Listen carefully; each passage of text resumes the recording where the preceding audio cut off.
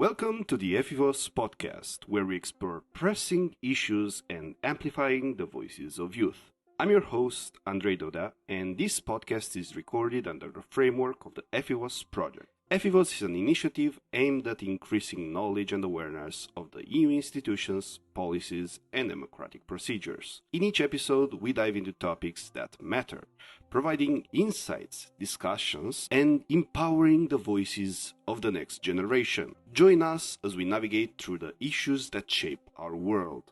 Let's make democracy more accessible, one conversation at a time. Greetings, everybody. In today's conversation on the topic of policies supporting sustainable startups, we are joined by Alex Burghelia.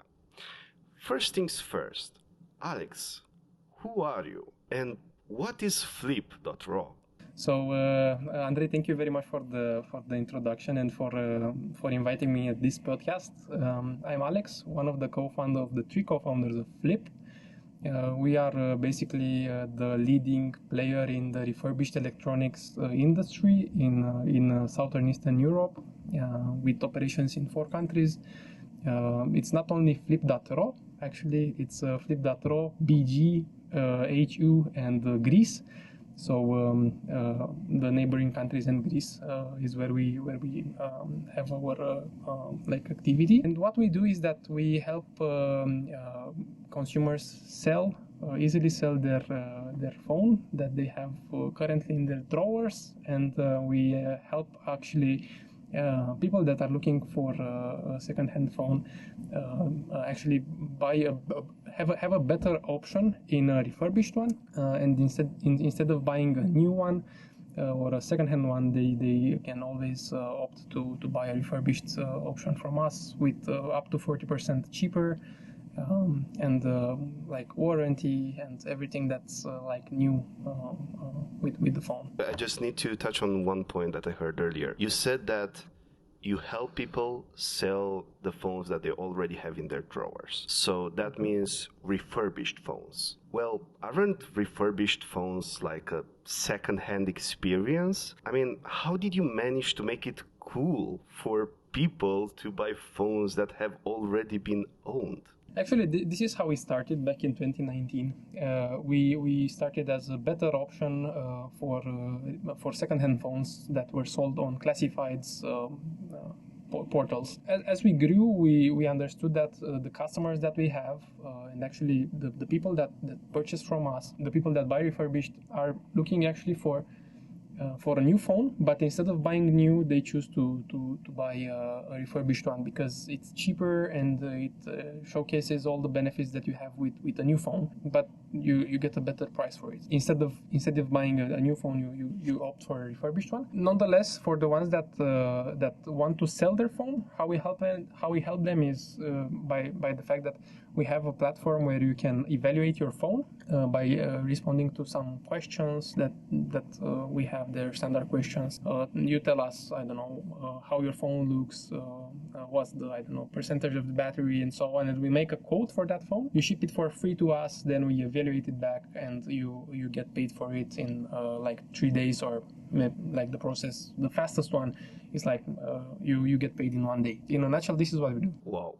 And I can actually vouch for that because my phone is actually from Flip.ro, so definitely it's a great user experience on that front. And I also have to wonder, given the fact that you've been doing that for a few years, a little bit over half a decade now, by how many years would you say that Flip increases the lifetime of smartphones? And what would you say is the impact on sustainability goals? iPhone 7, I think, is the oldest phone that we sell now. Actually, iPhone 6s. The phone that was launched 8 years ago or something like that. Yeah. I would have to Google that, but it's pretty long time. So giving a second life to phones has never been easier right now. So we do that for any device that happens to be in the market. And I would say that, the average time use for a phone is 2 to 3 years, and it's increasing in times because the technological curve right now it's kind of flattening. So people are really aware of that, and they opt to buy an iPhone or a phone actually that's a generation older, let's say, but it still can do whatever any other latest generation phone can do. And speaking of flattening technological curve, in Europe, we've had a few directives which made it a little bit more streamlined of an experience in terms of technology. Specifically, we're talking about the Council of the EU approving the Common Charge Directive, which is a law making it mandatory for all smartphones to have USB-C. Now, we've already seen the first iPhone with a USB-C, but I have to wonder for your specific business, how would you say this directive, this law, will affect your business in the near future, in the next few months and years? So first of all, I think that this is something that should have happened pretty a while ago. I think that having a standard charging port, be it Type-C or Lightning, should have happened some years behind. And I think this is actually helping the consumer really a lot due to the fact that now it's easier to actually charge your phone and to reduce waste. You don't need to have, 5 types of chargers at home, but you can only have one and use it for any of your devices. And I think that's actually the beauty of this new directive. So I feel that this is really welcome from a consumer standpoint. On the business side, I don't think it affects us in any way. There are no differences between Europe and the US for charging ports, so I think there will be no impact for us. And speaking of laws that help consumers, we've also seen in the public forum conversation about right to repair. And we've also seen EU institutions talk about right to repair in terms of replaceable batteries. There is a law in discussion that by 2027, all smartphones should have replaceable batteries. Well, what about that policy? How will that impact your business? So I think that this type of this initiative is actually helping really a lot to make the life of the phones and actually of any devices that it might apply to, for example, tablets, even longer, because for now it's really hard to replace your battery by your own. The manufacturers created special mechanisms through which they discourage you to repair it. For example, you need special tools that you can only use for a specific screw, or you actually need to know very advanced electronic skills to switch it. So it's also about part pairing, which means that they serialize the IMEI of the phone with the battery itself, in order to show if you replace it other than in an authorized repair shop, to make it look like it is a faulty device, even if the battery is still working really well. They will show pop-ups that will mention that the phone will show pop-ups that will mention that the battery is not an original one and it might not work well. So it discourages you to actually do it yourself, even if the phone works really well. And I heard you say earlier something regarding tablets, and I've also noticed that on your website you also started, dare I say, flipping tablets as well. What are your expansion plans in the near future? So we are currently looking in expanding our portfolio in terms of categories. We look about laptops and smartwatches, for instance, but we are not looking only into that. We look into anything that can be refurbished, and we also are looking to expand in to actually make our presence that we have in the current countries really solid, and then expanding into new countries, because the business model that we have is really versatile, and we can actually export it to other countries as well. But in order to consolidate your position and to also expand to other countries, you also need a team of people who are very specialized in what they do. And I know you've started Flip Academy. You've mentioned that in a previous interview, which is a teaching context for employees to be able to learn how to better repair the electronics that you're selling. Now, given these trends that we've seen so far, do you believe that we are investing enough in education as it relates to repairing and reusing, or do we need to invest more in this sector of education? So the problem that we wanted to solve with Flip Academy is the fact that we couldn't find well-trained technicians. Therefore, it was hard for us to grow because we didn't have the necessary people there. So we invented this school, actually, where we train technicians starting from the basics to the most advanced techniques in order to repair the phone in an excellent way. We test them, we make them do the practice things, and we when they are up to speed, they have a job at Flip. So the need that we wanted to solve is actually very selfish. So this is the way in which we wanted to solve it. I think there are other areas in which this happens.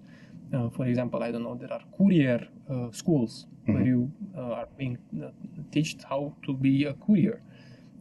So we saw this type of schools, and we wanted to implement it.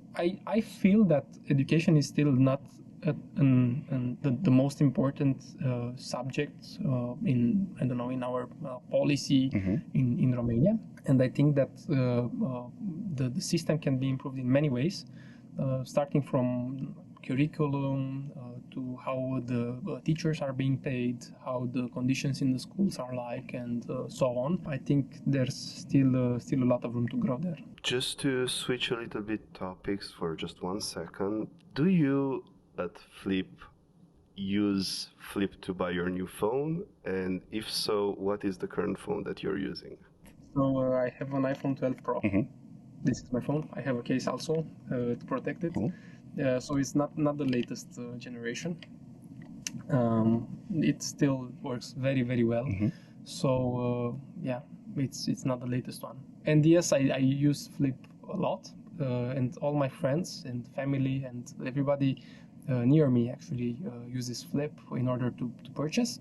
And actually they use it also to sell their phones, because it's very, very easy. I mean, if you want to test now, everybody that's hearing this, just go on our website, and in 30 seconds I think you can sell your phone. One last question, because I'm sure some people now are pretty interested in the platform and would like to check it out. What would you say to the young people who are kind of interested in sustainability and would maybe be interested into buying a new phone from Flip? What would you tell them? So besides the fact that a budget-friendly choice, it's actually a choice that's friendly with the environment as well. Why that? Because when you choose to buy a refurbished phone, you actually make the choice of not buying a new phone, where there are new natural resources that are being mined, or there is plenty of water to make that phone actually come alive, and so on. So there are lots of resources that are being put at risk when you purchase a new phone. And we were actually making some statistics about the impact that we had. I think it was like a year ago, and the equivalent of the CO2 emissions that we saved in a year was equal with like planting a forest that's the dimensions of the Herăstrău Park. So wow, in 1 year. In 1 year, yeah. So it's really impactful. Yes, your platform has been extremely impactful so far. I'm looking forward to see the impact that it will have in the future, and I think all of us will be very pleasantly using Flip in the very near future to not only buy smartphones but other electronics as well, and to sell them also. Alex, it's been a genuine pleasure. Thank you so very much for the time, and see you very soon. Thank you very much. Thank you, dear listeners, for joining our conversation with Alex Burghelia on the topic of policies supporting sustainable startups. Your engagement is what makes these conversations impactful. If you found today's episode useful, don't miss out on other podcasts developed under the Efivos project. Each one offers a unique perspective covering a spectrum of topics that shape our understanding of the world. This podcast has been made possible by your host, Andrei Dodea, and the executive producer, Alexandra Peca. Stay curious, stay informed, and let's continue the journey of discovery together.